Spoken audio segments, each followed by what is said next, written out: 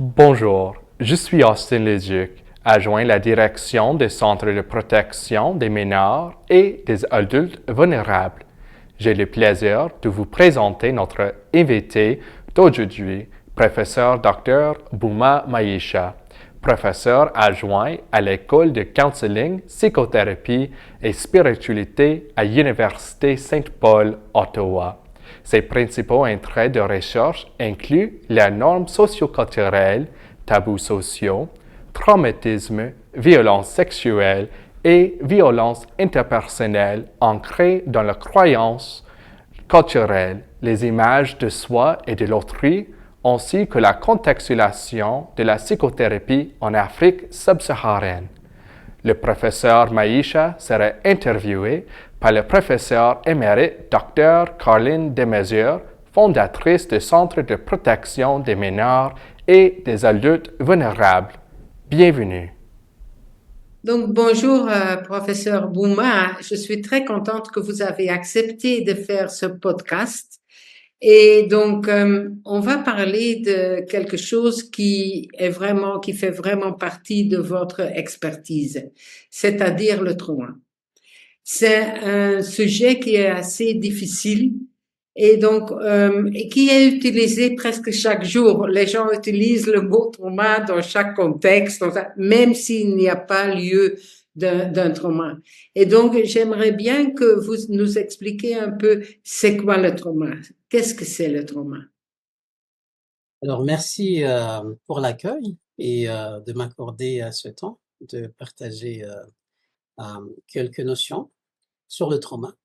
Comme vous le dites, c'est dans le langage courant des gens qu'on va entendre trauma, je suis traumatisé. Je pense que les gens veulent vraiment dire par ça, c'est que j'ai vécu, je vis une situation qui me dépasse, en quelque sorte. Une situation euh, avec laquelle je ne sais pas quoi faire. Le trauma, c'est en fait ces situations qui arrivent soudainement, assez souvent. Donc, c'est soudain, on ne s'y attendait pas. Une situation qui menace l'intégrité physique, psychologique, même spirituelle de la personne qui est engagée dans la situation, donc qui vit la situation. Parfois aussi, c'est une situation à l'intérieur de laquelle on n'est pas nécessairement directement impliqué, mais dont on est témoin. Ça aussi, ça peut amener quelqu'un à vivre les mêmes ou des émotions similaires que la personne euh, sur qui la situation est imposée. Oui, Donc, la deuxième chose, je n'ai pas trop bien compris. Est-ce que vous voulez l'expliquer encore un peu mieux, s'il vous plaît? Donc, c'est quelque chose, vous avez dit en premier lieu, qui me dépasse, mais c'est aussi quelque chose, et ça, j'ai pas très bien compris. très bien.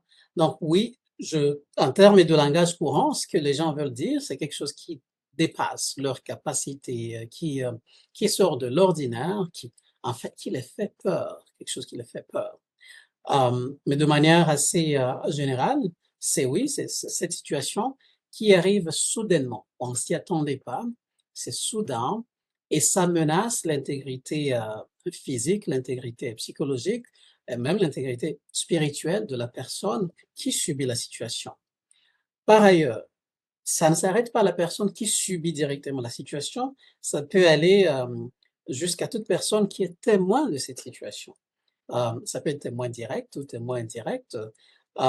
C'est lorsqu'on assiste ou on est soumis à une situation qui menace son intégrité physique, psychologique, spirituelle, là on est en train de vivre une situation traumatique, une expérience de trauma. Est-ce qu'il y a une différence entre un trauma qui se fait par des événements dans la nature, par exemple un tremblement de terre, ou si quelqu'un fait du mal, par exemple un abus spirituel, un abus sexuel, est-ce qu'il y a une différence dans l'impact sur la personne? Alors, l'impact sur la personne peut dépendre de plusieurs aspects, hein, au niveau de comment la personne est prédisposée tout d'abord, au niveau de, des outils, au niveau de ressources auxquelles elle peut avoir accès, donc de manière générale, ça va influencer comment l'expérience est vécue. Mais en termes de différence entre les deux, souvent, ça va être au niveau de la répétition. Une catastrophe naturelle n'arrive pas à chaque jour, chaque semaine ou à chaque mois. C'est souvent une situation isolée qu'on pourra subir peut-être une fois dans sa vie. Alors un traumatisme dans les contextes relationnels, notamment les abus sexuels ou de la violence physique, psychologique qui se vit dans une relation, ça, c'est souvent répété. Donc, ça va se répéter au quotidien, à la semaine, au mois ou à l'année, jusqu'à ce que quelqu'un décide de dire, ben, j'en ai assez, je dois en parler, je dois briser le silence et je dois trouver comment me ressourcer pour que ça ne continue plus. Donc moi, c'est là où je vois beaucoup plus la différence. C'est au niveau de, de la répétition ou non. Mais en termes de qu'est-ce que ça laisse chez la personne, on verrait les mêmes signes, la même souffrance chez les gens. Évidemment, lorsque ça se répète, ça devient beaucoup plus complexe parce qu'on passe longtemps dans la situation et il y a une partie de la personne qui finalement va s'arrêter ou plutôt va euh, voir le monde comme le monde s'arrêter à l'expérience de trauma. Et c'est ce qui arrive souvent dans le contexte d'abus sexuels chez les enfants, parce qu'ils vont commencer à penser que l'expérience de trauma, c'est la façon de vivre. Et ça, c'est beaucoup plus pénible, beaucoup plus complexe à traiter, à changer cette vision du monde. Voilà. Oui, c'est très intéressant, merci. Et voulez-vous expliquer un peu plus sur les impacts? Hein, vous avez dit ça a des impacts sur la personne qui vit un trauma, et donc vous avez expliqué des différences déjà, mais quels sont les impacts sur la personne? Alors, on peut parler de plusieurs formes d'impact de l'expérience de trauma.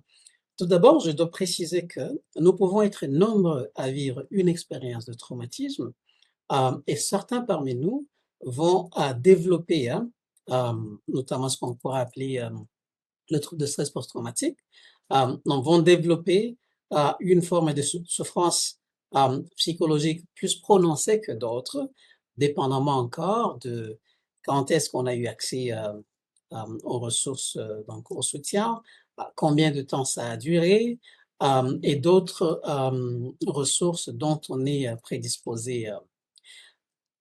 Par contre, lorsqu'il y a impact, de manière générale, cet impact peut être tout d'abord au niveau de comment la personne perçoit le monde autour de lui, au niveau des croyances que la personne avait eues, notamment sur la famille, par exemple. Dans le contexte où l'abus sexuel se passe dans le contexte familial ou dans le contexte institutionnel comme l'Église, il y aura une modification, il y aura une remise en question des valeurs, des croyances que la personne avait, parfois des valeurs fondamentales, qui seront bouleversées et qui vont faire en sorte que la personne doit se retrouver sans repère à ce niveau-là. Et ça peut être très délétère, ça peut causer beaucoup de souffrance chez la personne. Donc tout d'abord, il y a un impact à ce niveau, mais il y a aussi un impact au niveau notamment, qu'on peut dire de la souffrance psychologique, ce qu'on appelle communément le trouble de stress post-traumatique, où la personne pourrait, même après l'expérience de trauma, développer des habitudes comme des flashbacks ou de la reviviscence, être dans un état où c'est comme si on revivait l'expérience de trauma. La personne peut développer des troubles de sommeil où on a des difficultés à dormir parce que les souvenirs, on les rumine constamment, où on a peur que ben, si on dort, on ne sera pas assez protégé. Il y a cette hypervigilance qui peut être là. Donc ça cause énormément de souffrance chez la personne. Sur le plan relationnel aussi, il y a un impact important. Et là, moi, je peux notamment parler au niveau de la confiance. Surtout si le trauma se réalise dans un contexte relationnel, on peut alors développer une méfiance envers les gens à qui on faisait confiance à l'époque. Et avec ça, on peut développer un sens de manque de sécurité. On ne se sent pas en sécurité en présence de l'autre. On pense que on doit veiller sur soi seulement, donc on va s'isoler souvent, et ça crée des défis au niveau de la connexion, au niveau de la création et de maintien de relations saines. Donc c'est au niveau relationnel, ça peut avoir ces impacts-là. Il y a d'autres formes d'impact, notamment au niveau je parlais de croyances, et parce qu'on est dans un contexte, hem, en tout cas, de spiritualité. On peut parler de l'impact sur la foi, sur la spiritualité de la personne, parce qu'il ne s'agit pas seulement d'avoir une forme de méfiance envers l'autre humain, mais il y a aussi une forme de remise en question sur peut-être une trahison de la promesse divine qui serait ce Dieu qui protège, ce Dieu qui nous épargne de tout. Non, il y a une forme de trahison de cette confiance qu'il y avait là, parce qu'on ne se sent plus protégé. Ou aussi, il y a une forme de remise en question de ce message, surtout si ça se fait dans le contexte d'autorité spirituelle, par exemple. Ça, non seulement ça remet la notion de protection divine, mais aussi la véracité. Est-ce que je peux croire que quelqu'un qui représente Dieu peut me faire du mal? Et si quelqu'un qui représente Dieu peut me faire du mal, est-ce que ça a du sens au niveau de ma croyance? Donc, il peut y avoir une mise en question à ce niveau aussi. Donc, on peut parler de plusieurs sortes, mais parfois aussi, quelqu'un peut ne pas développer ce qu'on appelle l'état de stress post-traumatique, mais il y a de troubles au niveau de sa santé mentale. Quelqu'un peut avoir des symptômes de dépression, par exemple, donc se sentir déprimé après une expérience traumatique, ou développer une forme d'anxiété généralisée.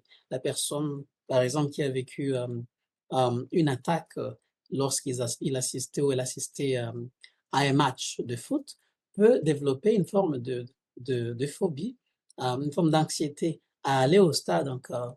On peut développer une forme ou certaines crises de panique lorsque il y a un son qui ressemble à un son en tout cas, qui était présent ou entendu au milieu de l'attaque.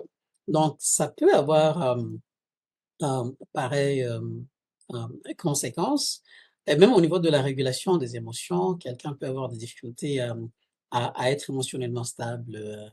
Ça peut être quelqu'un qui va avoir des difficultés au niveau de l'humeur, au niveau de la gestion de la colère.